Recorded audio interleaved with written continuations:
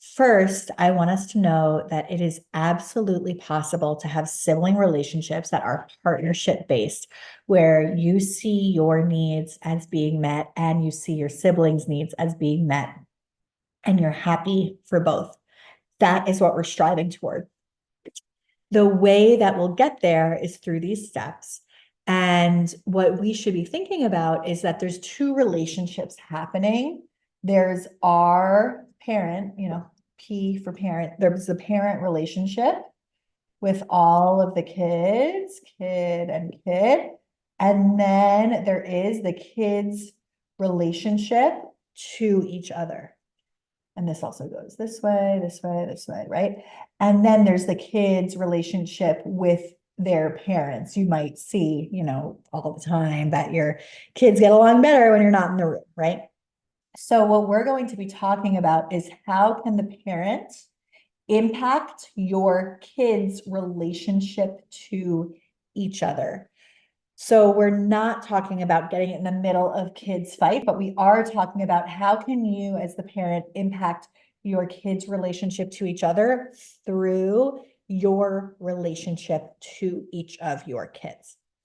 The idea around this is to make sure that you're working on sibling dynamics after you've really covered and established special time, after your kids know that they're going to have some really good time with you. That's going to make all of this much, much, much, much easier.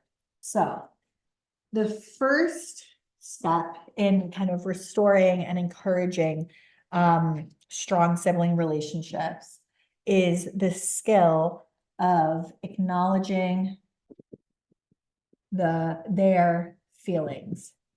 This is known, mentor of mine used to say, not until the bad comes out.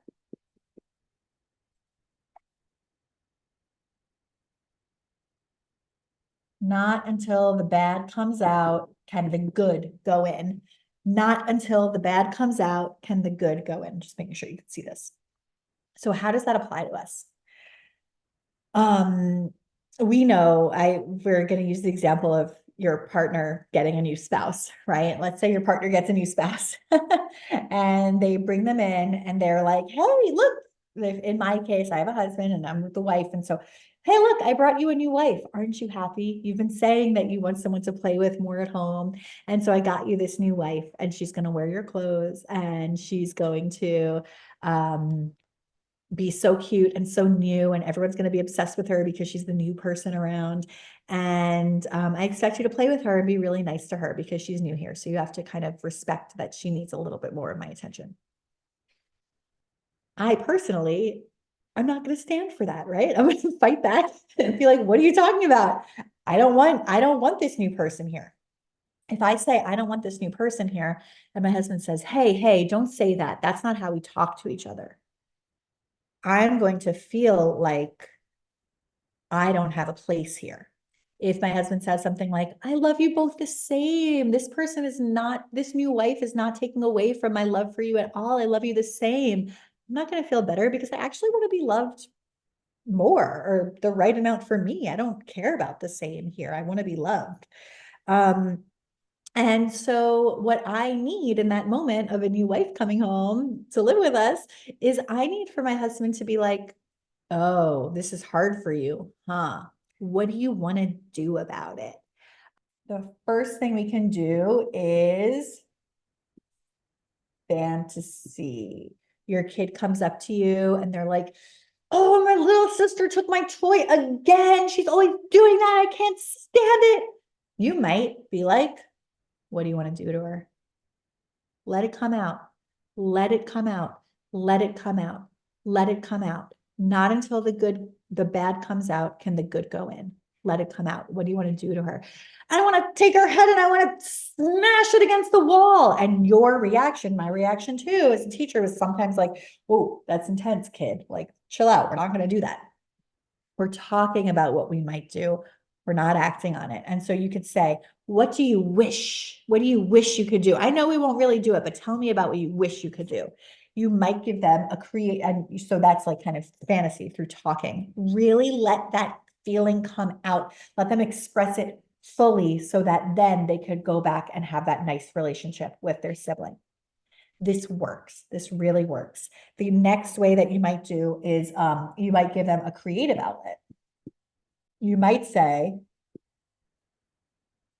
draw what you want to do to your sibling. Draw it. Can you draw it for me? Can you show me what that might look like? Not go and draw it and come back, but here I am connecting with you. You're telling me about this annoying thing that happened. Draw it for me right now. I want to see how you might express it. You might then show them ways to express their anger or their sadness or their whatever. Show them ways to express. Instead of something like, hands are not for hitting, we don't hit our siblings, we might say something like, wow, you sound really, really mad. Can you draw it for me? What do you wish you could do? Do you want to just stomp around? Do you need something to hit? Do you want to hit a pillow right now? You seem so upset. I'll hit a pillow with you. Get on their level to actually let it be fully expressed. And then we'll move on. If they come to you at a 5, out of 10, you don't really need all this. But if they come to you, steam coming out of their ears, eyes bleeding because they're so upset, right? That is when you use this. Not until the bad comes out can the good come in. And so you meet them at their level and you help them express the feeling. A feeling is like this. It starts, it escalates, it has a peak moment, and then it goes down. And if we're always stopping our kids' feelings before we let them peak, or we're stopping their feelings on their way down, and we're saying, oh, no, but she didn't mean to, she's just a baby, he didn't. If we're like stopping where they're feeling, then we're not letting them fully express their feelings, and that it gets bottled up and it causes resentment. So give your kids a chance to fully express their feelings. And it is amazing. You'll see this. It is amazing what they then go back to their siblings and they can then play with them. They can then, be in relationship with them because they had their feeling fully expressed. Not until the bad comes out can the good go in. Okay. So the first step for helping our sibling relationships is to acknowledge the feeling.